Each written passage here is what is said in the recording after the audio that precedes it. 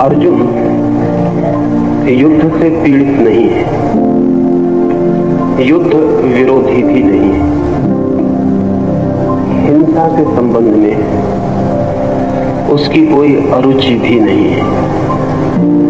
उसके सारे जीवन का शिक्षण, उसके सारे जीवन का संस्कार हिंसा और युद्ध के लिए।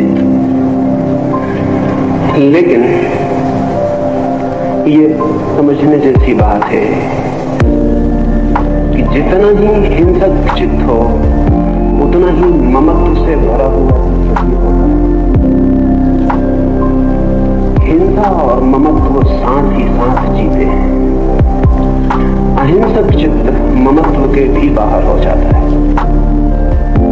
असल में जिसे अहिंसक होना हो उसे मेरे का भाव ही छोड़ देना पड़ता है। मेरे का भाव ही हिंसा है, क्योंकि जैसे ही मैं कहता हूं मेरा, वैसे ही जो मेरा नहीं है वो पृथक होना शुरू हो जाता है। जैसे ही किसी को मैं कहता हूं मित्र, वैसे ही किसी को मैं शत्रु निर्मित करना शुरू कर देता हूं। जैसे ही मैं सीमा खींचता हूं अपनों की, वैसे ही मैं पराओं की सीमा भी खींच देता हूं।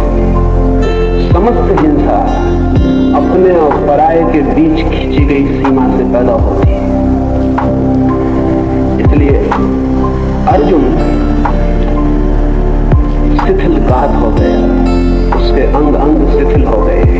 इसलिए नहीं कि वो युद्ध से विरक्त हुआ, इसलिए नहीं कि उसे होने वाली हिंसा में कुछ बुरा दिखाई पड़ा, इसलिए नहीं कि अहिंसा का कोई आकस्मिक आकर्षण उसके मन में जन्म गया, बल्कि इसलिए कि हिंसा के ही दूसरे पहलू ने उसके भीतर से, हिंसा के ही गहरे पहलू ने, हिंसा के ही बुनियादी आधार ने उसके चित्त को पकड़ लिया। ममत्व ने उसके चित्त को पकड़ लिया। ममत्व हिंसा ही है। इसे न समझेंगे तो फिर पूरी गीता को समझना कठिन हो जाएगा। जो इसे नहीं समझ सके उन्हें ऐसा प्रतीत होता है कि अर्जुन अहिंसा की तरफ झुकता था, कृष्ण ने उसे हिंसा की तरफ झुकाया। जो अहिंसा की तरफ झुकता हो उसे कृष्ण हिंसा की तरफ झुकाना नहीं चाहेंगे। जो अहिंसा की तरफ झुकता हो उसे कृष्ण चाहे भी हिंसा की तरफ झुकाना तो भी न झुका पाएंगे। लेकिन अर्जुन अहिंसा की तरफ रत्ती भर नहीं झुक रहा था। अर्जुन का चित्त हिंसा के गहरे आधार पर जाके अटक गया। वो हिंसा का ही आधार है। उसे दिखाई पड़े अपने ही लोग, परिजन, संबंधी। काश वहां परिजन और संबंधी न होते तो अर्जुन भेड़ बकरियों की तरह लोगों को काट सकता था। अपने थे, इसलिए काटने में कठिनाई मालूम पड़ी। पराये होते तो काटने में कोई कठिनाई न मालूम पड़ती। और अहिंसा केवल उसके ही चित्त में पैदा होती है जिसका अपना पराया मिट गया हो। अर्जुन ये जो संकटग्रस्त हुआ उसका चित्त, ये अहिंसा की तरफ आकर्षण से नहीं, हिंसा के ही मूल आधार पर पहुंचने के कारण स्वभावतः इतने संकट के क्षण में, इतने क्राइसिस के मोमेंट में हिंसा की जो बुनियादी आधारशिला थी वो अर्जुन के सामने प्रकट हुई। अगर पराये होते तो अर्जुन को पता भी न चलता कि वो हिंसक है, उसे पता भी न चलता कि उसने कुछ बुरा किया, उसे पता भी न चलता कि युद्ध अधार्मिक है, उसके गात शिथिल न होते, बल्कि परायों को देखकर उसके गात और तन जाते, उसका धनुष पर बाण आ जाता है, उसके मन पर तलवार आ जाती है। वो बड़ा प्रफुल्लित होता है, लेकिन वो एकदम उदास हो गया। इस उदासी में उसे अपने चित्त की हिंसा का मूल आधार दिखाई पड़ा। उसे दिखाई पड़ा इस संकट के क्षण में उसे ममत्व दिखाई पड़ा। ये बड़े आश्चर्य की बात है कि अक्सर हम अपने चित्त की गहराइयों को केवल संकट के क्षणों में ही देख पाते। साधारण क्षणों में हम चित्त की गहराइयों को नहीं देख पाते। साधारण क्षणों में हम साधारण जीते हैं। असाधारण क्षणों में जो हमारे गहरे से गहरे में छिपा है वो प्रकट होना शुरू हो जाता है। अर्जुन को दिखाई पड़ा मेरे लोग। युद्ध की विभत्सता ने, युद्ध की सन्निकटता ने, बस अब युद्ध शुरू होने को है, तब उसे दिखाई पड़ा मेरे लोग। काश अर्जुन ने कहा होता युद्ध व्यर्थ है, हिंसा व्यर्थ है, तो गीता की किताब निर्मित न होती। लेकिन उसने कहा अपने ही लोग इकट्ठे हैं, उनके काटने के विचार से ही मेरे अंग शिथिल हुए जाते हैं। असल में जिसने अपने जीवन के भवन को अपनों के ऊपर बनाया है, उन्हें काटते क्षण में उसके अंग शिथिल हों, ये बिल्कुल स्वाभाविक है। मृत्यु होती है पड़ोस में, छूती नहीं मन को। कहते हैं बेचारा मर गया, घर में होती है तब इतना कह के नहीं निपट पाते, तब छूती है।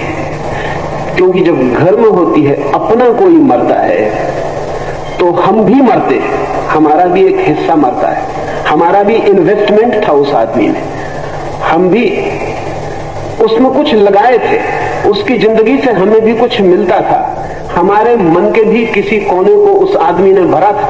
पत्नी मरती है तो पत्नी ही नहीं मरती, पति भी मरता है। सच तो यह है कि पत्नी के साथ ही पति पैदा हुआ था, उसके पहले पति नहीं था। पत्नी मरती है तो पति भी मरता है, बेटा मरता है तो माँ भी मरती है, क्योंकि माँ बेटे के पहले माँ नहीं थी, माँ बेटे के जन्म के साथ ही हुई थी। जब बेटा जन्मता है तो एक तरफ बेटा जन्मता है, दूसरी तरफ माँ भी जन्मती है, और जब बेटा मरता है तो एक तरफ बेटा मरता है, दूसरी तरफ माँ भी मरती। जिसे हमने अपना कहा है उसमें हम जुड़े, हम भी मरते। अर्जुन ने जब देखा कि अपने ही सब इकट्ठे हैं, तो अर्जुन को अगर अपना ही आत्मघात, सुसाइड दिखाई पड़ा हो तो आश्चर्य नहीं है। अर्जुन घबराया नहीं दूसरों की मृत्यु से, अर्जुन घबराया आत्मघात की संभावना से। उसे लगा सब अपने मर जाएं तो मैं बचूंगा कहां। ये थोड़ा सोचने जैसा है। हमारा मैं हमारे अपनों के जोड़ का नाम है। जिसे हम मैं कहते हैं वो मेरों के जोड़ का नाम है। अगर मेरे विदा हो जाएं तो मैं खो जाऊंगा, मैं बच नहीं सकता। ये मेरा मैं कुछ मेरे पिता से, कुछ मेरी माँ से, कुछ मेरे बेटे से, कुछ मेरे मित्र से, इन सब से जुड़ा है। आश्चर्य तो यह है कि जिन्हें हम अपने कहते हैं उनसे ही नहीं जुड़ा, जिन्हें हम पराये कहते हैं उनसे भी जुड़ा है, परिधि के बाहर, लेकिन उनसे भी जुड़ा है। तो जब मेरा शत्रु मरता है तब भी थोड़ा मैं मरता हूं, क्योंकि मैं फिर वही नहीं हो सकूंगा जो मेरे शत्रु के होने पर मैं था। शत्रु भी मेरी जिंदगी को कुछ देता था, मेरा शत्रु था, होगा शत्रु, मेरा शत्रु था, उससे भी मेरे मैं का संबंध था। उसके बिना मैं फिर अधूरा और खाली हो जाऊंगा। अर्जुन को दूसरों का घात होगा ऐसा दिखाई पड़ता तो बात और थी।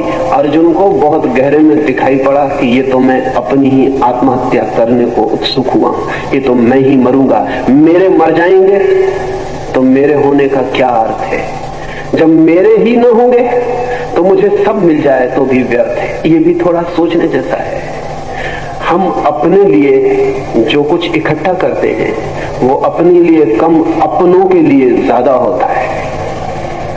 जो मकान हम बनाते हैं वो अपने लिए कम, अपनों के लिए ज्यादा होता है।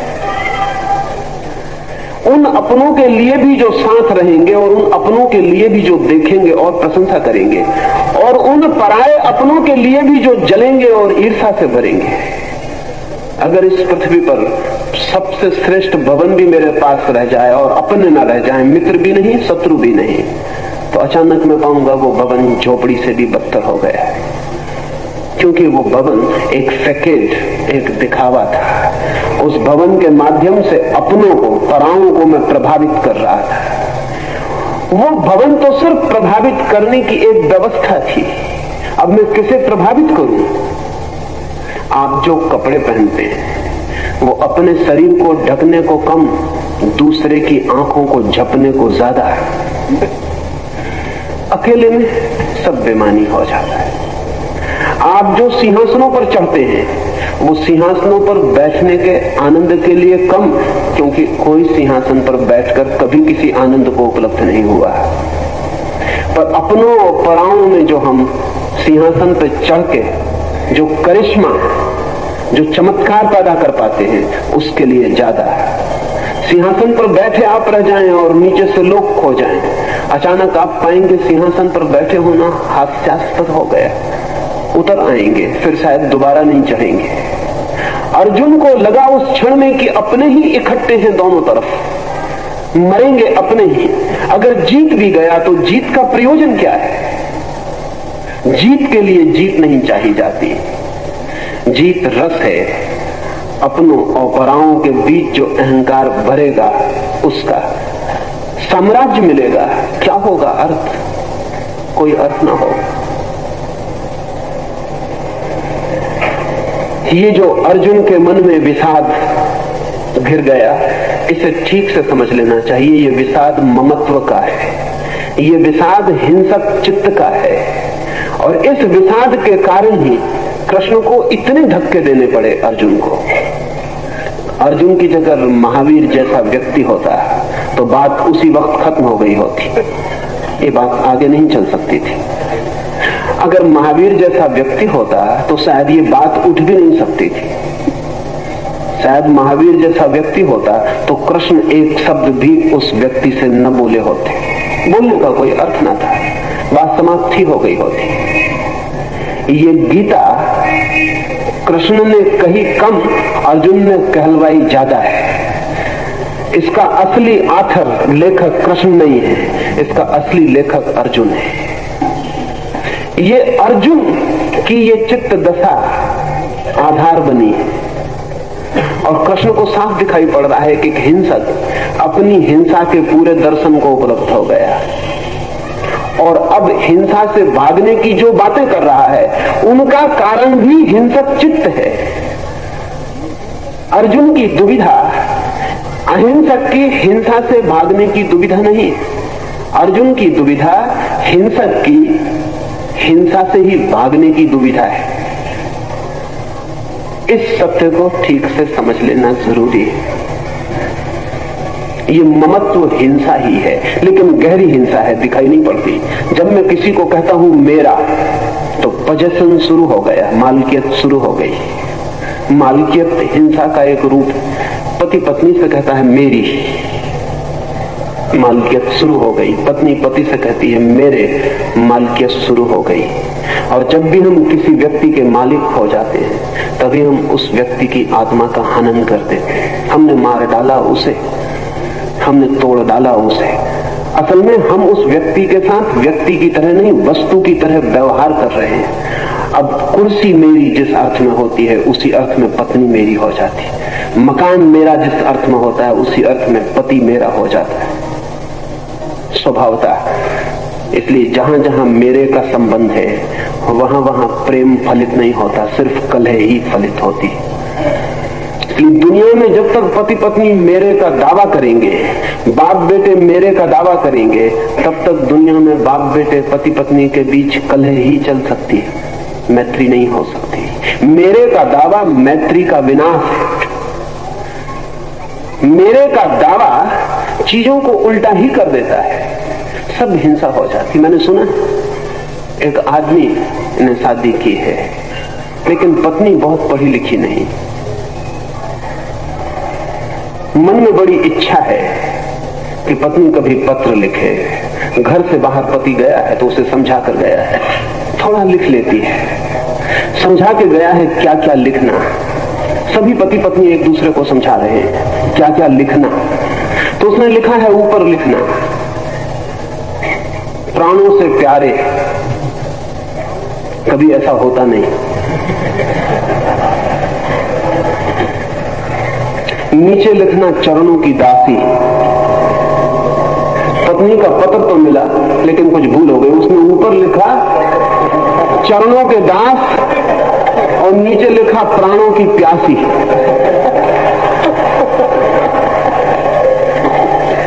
जो नहीं लिखते हैं उनकी स्थिति भी ऐसी ही है, जो बिल्कुल ठीक ठीक लिखते हैं उनकी स्थिति भी ऐसी ही है। जहां आग्रह है मालकियत का, वहां हम सिर्फ घृणा ही पैदा करते हैं। और जहां घृणा है वहां हिंसा आएगी।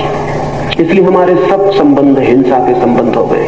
हमारा परिवार हिंसा का संबंध होकर रह गया। ये जो अर्जुन को दिखाई पड़ा, मेरे सब मिट जाएंगे तो मैं कहां, और मेरों को मिटाकर जीत का, साम्राज्य का क्या अर्थ है? इसमें वो अहिंसक नहीं हो गया है। अन्यथा कृष्ण आशीर्वाद देते और कहते विदा हो जा, बात समाप्त हो गई। लेकिन कृष्ण देख रहे हैं कि हिंसक वो पूरा है, मैं और ममत्व की बात कर रहा है, इसलिए अहिंसा झूठी है। जो मैं की बात कर रहा हो और अहिंसा की बात कर रहा हो तो जानना कि अहिंसा झूठी है, क्योंकि मैं के आधार पर अहिंसा का फूल खिलता ही नहीं। मेरे के आधार पर अहिंसा के जीवन का कोई विकास ही नहीं होता। आचार्य श्री, अर्जुन युद्ध भूमि पर गया, उसने स्वजन, गुरुजन और मित्रों को देखा तो शोक से भर गया, विषाद हुआ उसको। उसका चित्त हिंसक था। युद्ध भूमि पर दुर्योधन भी था, युधिष्ठिर भी था, द्रोणाचार्य भी थे, और भी बहुत से जो गए थे उनके भी स्वजन मित्र थे। उनका भी चित्त हिंसक था, ममत्व से भरा हुआ था। अर्जुन को ही सिर्फ विषाद क्यों हुआ? निश्चय ही दुर्योधन भी वहां था और भी योद्धा वहां थे, उन्हें क्यों विषाद न हुआ? वे भी ममत्व से भरे लोग थे, वे भी हिंसा से भरे लोग थे। नहीं हुआ कारण है, हिंसा भी अंधी हो सकती है, विचारहीन हो सकती है। ममत्व भी अंधा हो सकता है, विचारहीन हो सकता है। हिंसा भी आंख वाली हो सकती है, विचारपूर्ण हो सकती है। ममत्व भी आंख वाला हो सकता है और विचारपूर्ण हो सकता है। सुबह मैंने कहा था कि अर्जुन की कठिनाई यही है कि वो विचारहीन नहीं है, विचार है और विचार दुविधा में डालता है। विचार ने दुविधा में डाला उसे। दुर्योधन को भी दिखाई पड़ रहा है, लेकिन हिंसा इतनी अंधी है कि ये नहीं देख पाएगा दुर्योधन कि इस हिंसा के पीछे मैं उन सबको मार डालूंगा जिनके बिना हिंसा भी व्यर्थ हो जाती है। अंधेपन में ये दिखाई नहीं पड़ेगा। अर्जुन उतना अंधा नहीं है, इसलिए अर्जुन उस युद्ध के स्थल पर विशेष इस अर्थों में है कि जीवन की तैयारी उसकी वही है जो दुर्योधन की है। जीवन की तैयारी उसकी वही है जो दुर्योधन की है, लेकिन मन की तैयारी उसकी भिन्न है। मन में उसके विचार है, संदेह है, डाउट है, मन में उसके शक है। वो पूछ सकता है, वो प्रश्न उठा सकता है, और जिज्ञासा का बुनियादी सूत्र उसके पास है। और सबसे बड़े प्रश्न वे नहीं है जो हम जगत के संबंध में उठाते हैं। सबसे बड़े प्रश्न वे नहीं है जो हम पूछते हैं किसने जगत बनाया।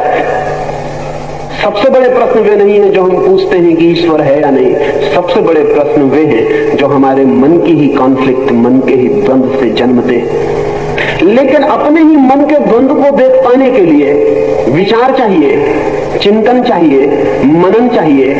अर्जुन सोच पा रहा है, देख पा रहा है कि मैं जो हिंसा करने जा रहा हूं उसमें वे भी लोग मर जाएंगे जिनके लिए हिंसा करने का कुछ अर्थ हो सकता है। अंधा नहीं है, और ये अंधा न होना ही उसका कष्ट भी है, उसका सौभाग्य भी है। इसे समझ लेना उचित है। अंधा नहीं है, ये उसका कष्ट है। दुर्योधन कष्ट में नहीं है। दुर्योधन के लिए युद्ध एक रस है, अर्जुन के लिए युद्ध एक संकट और कष्ट हो गया। सौभाग्य भी यही है, यदि वो इस कष्ट को पार हो जाता है तो निर्विचार में पहुंच सकेगा। अगर वो इस कष्ट को पार हो जाता है तो परमात्मा में समर्पण को पहुंच सकेगा। अगर वो इस कष्ट को पार हो जाता है तो ममत्व को छोड़ने में पहुंच सकेगा। अगर इस कष्ट को पार नहीं हो पाता तो निश्चित ही ये युद्ध उसके लिए विकट संकट होगा, जिसमें वो सीजोफ्रेनिक हो जाएगा, जिसमें उसका व्यक्तित्व दो खंडों में टूट जाएगा। या तो भाग जाएगा या लड़ेगा बेमन से और हार जाएगा। जो लड़ाई बेमन से लड़ी जाए वो हारी ही जाने वाली है, क्योंकि बेमन से लड़ने का मतलब है आधा मन भाग रहा है, आधा मन लड़ रहा है। और जो आदमी अपने भीतर ही विपरीत दिशाओं में गति करता हो उसकी पराजय निश्चित है। दुर्योधन जीतेगा, फिर पूरे मन से लड़ रहा है। कुएं में भी गिर रहा है तो पूरे मन से गिर रहा है। अंधकार में भी जा रहा है तो पूरे मन से जा रहा है। असल में अंधकार में दो ही व्यक्ति पूरे मन से जा सकते हैं। एक तो वो जो अंधा है, क्योंकि उसे अंधकार और प्रकाश से कोई अंतर नहीं पड़ता। एक वो जिसके पास आत्मिक प्रकाश है, क्योंकि तब अंधकार को उसका होना ही अंधकार को मिटा देता है। अर्जुन या तो दुर्योधन जैसा हो जाए, नीचे गिर जाए, विचारहीनता में गिर जाए तो युद्ध में चला जाएगा, और या कृष्ण जैसा हो जाए, विचार से निर्विचार में पहुंच जाए, इतना ज्योतिर्मय हो जाए, इतना ज्योति से भर जाए भीतरी कि देख पाए कि कौन मरता है, कौन मारा जाता है, देख पाए कि ये जो सब हो रहा है स्वप्न से ज्यादा नहीं है। या तो इतने बड़े सत्य को देख पाए तो युद्ध में जा सकता है, या इतने बड़े असत्य को देख पाए कि हम उनको ही मारकर आनंद को उपलब्ध हो जाएंगे जिनके लिए मारने की चेष्टा कर रहे हैं। या तो दुर्योधन के असत्य में उतर जाए तो अर्जुन निश्चिंत हो जाएगा, या कृष्ण के सत्य में पहुंच जाए तो अर्जुन निश्चिंत हो जाएगा। अर्जुन एक तनाव है। नीत्शे ने कहीं कहा है कि आदमी एक सेतु है, ए ब्रिज, दो अलग अलग पारों को जोड़ता हुआ। आदमी एक तनाव है, या तो पशु हो जाए तो सुख को पाले, या परमात्मा हो जाए तो आनंद को पाले। लेकिन जब तक आदमी है तब तक सुख भी नहीं पा सकता, तब तक आनंद भी नहीं पा सकता, तब तक सुख और आनंद के बीच सिर्फ खिंच सकता है, एंजाइटी और तनाव भर हो सकता है। इसलिए हम दोनों काम करते हैं जीवन में। शराब पी के पशु हो जाते हैं, थोड़ा सुख मिलता है, सेक्स में थोड़ा सुख मिलता है, पशु में वापस उतर जाते हैं। नीचे गिर जाते हैं विचार से तो थोड़ा सुख मिलता है। दुनिया में शराब का इतना आकर्षण किसी और कारण से नहीं है। शराब हमें वापस पशु में पहुंचा देने की सुविधा बन जाती है। नशा करके हम वही हो जाते हैं जहां सभी पशु, फिर हम पशु जैसे निश्चिंत, क्योंकि पशु कोई चिंता नहीं करता, कोई पशु पागल नहीं होता, सिर्फ सर्कस के पशु पागल होते हैं, क्योंकि सर्कस का पशु करीब करीब आदमी की हालत में आ जाता है, आदमी करीब करीब सर्कस के पशु की हालत में है। कोई पशु पागल नहीं होता, और किसी पशु के लिए विक्षिप्तता, चिंता, अनिद्रा, इंसोमेनिया ऐसी बीमारियां नहीं आती। कोई पशु आत्मघात नहीं करता, सुसाइड नहीं करता, क्योंकि आत्मघात के लिए बहुत चिंता इकट्ठी हो जानी जरूरी है। बड़े मजे की बात है, कोई पशु बोर्डम अनुभव नहीं करता, वो कभी ऊबता नहीं। एक भैंस है, वो रोज घास वही चरती रहेगी, वो कभी नहीं ऊबती। उबने का कोई सवाल नहीं है। उबने के लिए विचार चाहिए, बोर्डम के लिए, ऊब के लिए विचार चाहिए। इसलिए मनुष्यों में जो जितना ज्यादा विचारशील है उतना उबेगा, मनुष्यों में जो जितना ज्यादा विचारशील है उतना चिंता से भर जाएगा, मनुष्यों में जो जितना ज्यादा विचारशील है वो पागल हो सकता है, मनुष्यों में जो जितना ज्यादा विचारशील है वो विक्षिप्त हो सकता है। लेकिन ये एक ही पहलू है। दूसरा पहलू ये है कि जो विक्षिप्त होने की स्थिति को पार कर जाए वो विमुक्त भी हो सकता है, और जो चिंता को पार कर जाए वो निश्चिंतता के सजग आनंद को उपलब्ध हो सकता है, और जो तनाव को पार कर जाए वो विश्रांति के उस अनुभव को पा सकता है जो सिर्फ परमात्मा में विश्राम से उपलब्ध होती है। अर्जुन मनुष्य का प्रतीक है, दुर्योधन पशु का प्रतीक है, कृष्ण परमात्मा के प्रतीक है। वहां तीन प्रतीक हैं उस युद्ध स्थल पर। अर्जुन डमाडोल है, वो दुर्योधन और कृष्ण के बीच डमाडोल, उसे निश्चिंतता मिल सकती है। He can be at ease अगर वो दुर्योधन हो जाए, अगर वो कृष्ण हो जाए। अर्जुन रहते कोई सुविधा नहीं है, अर्जुन रहते तनाव है, अर्जुन रहते मुश्किल है। उसकी मुश्किल यही है कि दुर्योधन हो नहीं सकता, कृष्ण होना समझ में नहीं आता, और जो है वहां टिक नहीं सकता, क्योंकि वो बीच का तरंग भर है, वहां टिका नहीं जा सकता। कोई भी सेतु मकान बनाने के लिए नहीं होता। अकबर ने फतेहपुर सीकरी बनाई तो वहां एक पुल पर, एक ब्रिज पर उसने वाक्य लिखवाया, सेतु पार करने को है, सेतु निवास के लिए नहीं। और ठीक लिखा। जो भी आदमी सेतु पर निवास बनाएगा वो मुश्किल में पड़ेगा। कहीं भी लौट जाएं, पशु हो जाएं कि परमात्मा हो जाएं, आदमी नियति नहीं है। आदमी होना संकट है, क्राइसिस है। आदमी अंत नहीं है। आदमी अगर ठीक से हम समझे तो ना तो पशु है और ना परमात्मा है। न तो वो पशु हो पाता क्योंकि पशु को पार कर चुका है, और ना वो परमात्मा हो पाता क्योंकि परमात्मा को पहुंचना है। मनुष्य सिर्फ परमात्मा और पशु के बीच डोलता हुआ अस्तित्व है। हम 24 घंटे में कई बार दोनों कोनों पर पहुंच जाते हैं। क्रोध में वही आदमी पशु के निकट आ जाता है, शांति में वही आदमी परमात्मा के निकट पहुंच जाता है। हम दिन में 24 घंटे में बहुत बार नरक और स्वर्ग की यात्रा कर लेते हैं। बहुत बार क्षण में स्वर्ग में होते हैं, क्षण में नरक में उतर जाते हैं। नरक में पछताते हैं, फिर स्वर्ग की चेष्टा शुरू हो जाती है। स्वर्ग में पैर जमा नहीं पाते, फिर नरक में पहुंचना शुरू हो जाता है। और तनाव का एक नियम है कि तनाव सदा विपरीत में आकर्षण पैदा कर देता है। जैसे घड़ी का पेंडुलम होता है, वो बाईं तरफ जाता है। जब बाईं तरफ जाता है तब हमें लगता है कि बाईं तरफ जा रहा है, लेकिन जो घड़ी के विज्ञान को समझते हैं वो ये भी जानते हैं कि वो बाईं तरफ जाते समय दाईं तरफ जाने की शक्ति इकट्ठी कर रहा है, मोमेंटम इकट्ठा कर रहा है। वो जितनी दूर बाएं तरफ जाएगा उतने ही दूर दाएं तरफ जाने की ताकत इकट्ठी कर रहा है। असल में वो बाएं तरफ इसलिए जा रहा है कि दाएं तरफ जा सके, और दाएं तरफ जाते वक्त इसलिए जा रहा है कि बाएं तरफ जा सके। आदमी पूरे समय पशु और परमात्मा के बीच पेंडुलम की तरह घूम रहा है। अर्जुन आदमी का प्रतीक है, और आज के आदमी का तो और भी ज्यादा। आज की आदमी की चेतना ठीक है। एक और मनुष्य अपनी चेतना को समाधि तक ले जाने के लिए आतुर है, और दूसरी तरफ आदमी LSD से, मेस्कलिन से, मैरिजुआना से, शराब से, सेक्स से पशु की तरफ ले जाने को आतुर है। और अक्सर ऐसा होगा कि एक ही आदमी ये दोनों काम करता हुआ मालूम पड़ेगा। वही आदमी भारत की यात्रा पर आएगा, वही आदमी अमेरिका में LSD लेता रहेगा। वो दोनों एक साथ कर रहा है। मनुष्य बेहोश हो जाए तो पशु हो सकता, लेकिन बेहोश ज्यादा देर नहीं रहा जा सकता। बेहोशी के सुख भी होश में ही अनुभव हो पाते हैं। बेहोशी में बेहोशी का सुख भी अनुभव नहीं होता। शराब का भी मजा जब शराब पिए होता है आदमी तब नहीं चलता, पता तो तभी